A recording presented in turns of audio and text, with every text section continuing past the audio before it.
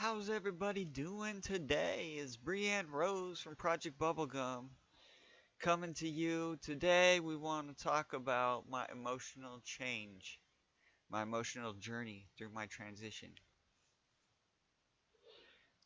Now, my emotions have been one of my biggest struggles throughout my transition. Lately, I'm on the happy, cheerier side, and a couple nights ago I went to the bar and someone called me Jean Grey, which made me smile. They were making reference to my hair being all bright red. But I haven't always been so happy and cheery.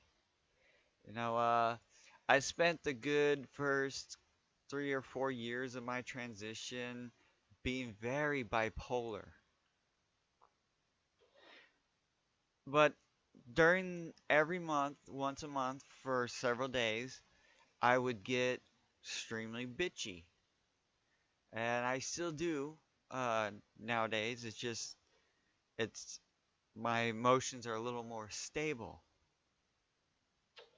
So they were very unstable beforehand when I got started on the hormones, and it was that gradual increase of the hormones that, you know, my emotional changes were going along with because my body was starting to get more and more testosterone blocker and more estrogen. So the body's was going through some changes. But after I had my bilateral orchiectomy, I decreased the testosterone amount I had, and I had to stop taking the testosterone blocker I was taking. I got to decrease the estrogen a little, and my emotions started to level out. Definitely started to. Now, that's not to say I don't have mental issues, because I do, and I'm also on taking mental health medication. I mean, I probably will for the rest of my life, just like hormones. But at least I'm more stable now. I mean, my emotions are nice. I'm happier, I'm cheerier.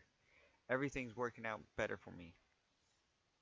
But what also helps is my passability. My passability as a female. If I was When I wasn't as passable, I was irritated all the time because I dealt with misgendering and all that stuff and restroom issues. I had restroom issues before. Now, here's one bar that I went to years ago before my transition, but they didn't recognize me when I started my transition. I go in there and there are people who considered me gay man in woman clothing until I used the ladies' room. And then all of a sudden I was a straight man in women's clothing because the men were complaining about me using the ladies' room with their women's in there. That just tells me they don't trust their women, and that makes their women seem weak, you know. But I don't want to. Okay, back. Had to go check on what the roommates were doing outside. you know, uh, I'll speak about family in another video. I just wanted to keep this one short, simple, and about my emotional journey through my transition. You know, yeah. They call me bipolar because of it. But that's alright. There's nothing wrong with being bipolar. But I'm happy. I'm stable now. I'm passable to the fact that that brings me happiness because people actually hold doors open for me now. I think I'm close to being privileged like I want. I want to get past the struggles that I had to get to. You know, I'm passable, but at the same time, I'm still an advocate for the trans community. I do things. I got this one medical facility to add in my preferred name, preferred pronunciation into my name, and so they call me that now. It's a new policy. And then I got a mental health place to identify people by their chosen name and gender. Not just name, but gender as well. Now, I'm already legally female, been transitioning for a long time, so I did it for others. I didn't do it for just me. I mean, you know, uh,